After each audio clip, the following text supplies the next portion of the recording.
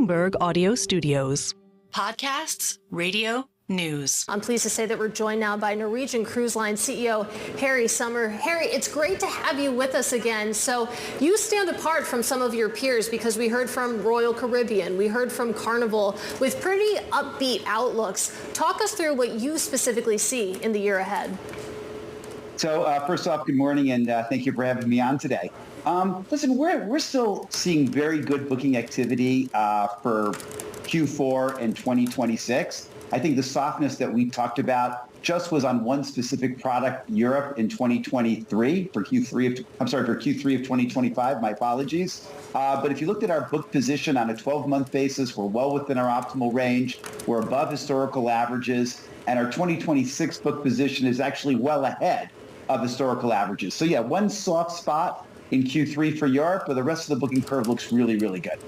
So you cater to a higher income consumer. Do you think that's the issue, or are people with higher incomes watching their wallets more closely, or are people who are new to cruises that really decided to try it out after the pandemic, is that demand waning, or what's going on exactly?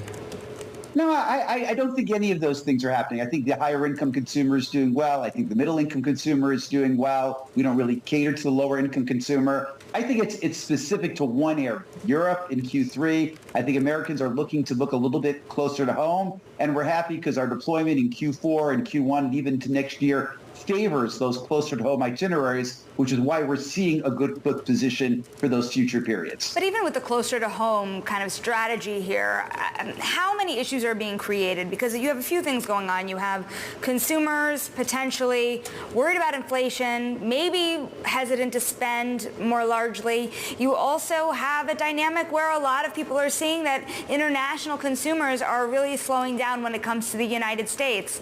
How are you grappling with those trends that might continue for months?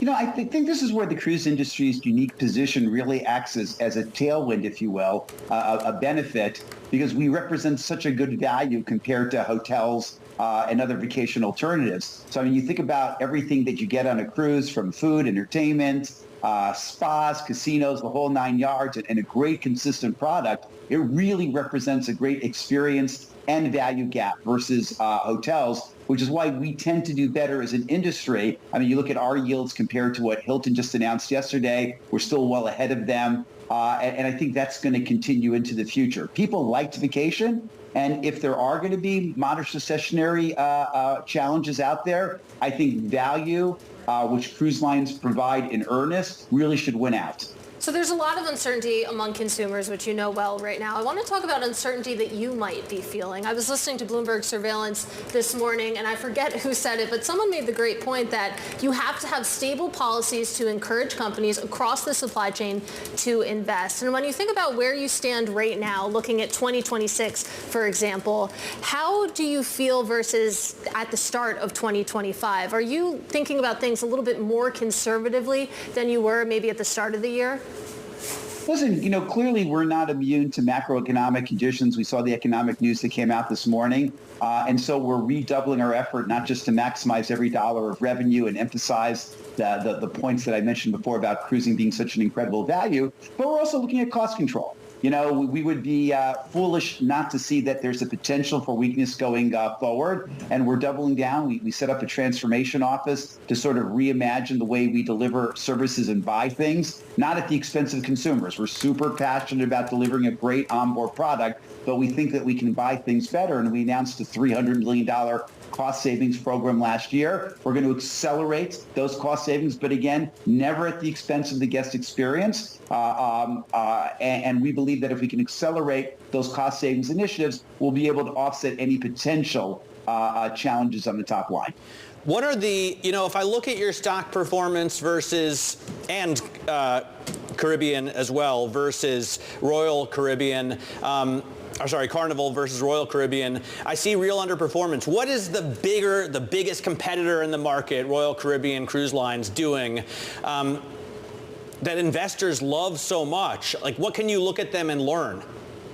I think there's really two critical components. They started their closer to home and private island strategy a little bit before us. So obviously they have first mover advantage, and they've had the benefit of having that for the last couple of years, where we're really just getting into our closer home private island strategy now. So they've built up this benefit over a year and a half, which we think we can now rapidly catch up on during 2026. I think also it's a challenge of leverage. On an enterprise value basis, our valuations haven't changed that much, but because we are higher levered than them, we don't have the same equity return. But we're super focused on reducing our leverage. We're going to get it down to 5 times by the end of the year and in the mid-4s by the end of next year. And obviously that will help with our equity valuation as well.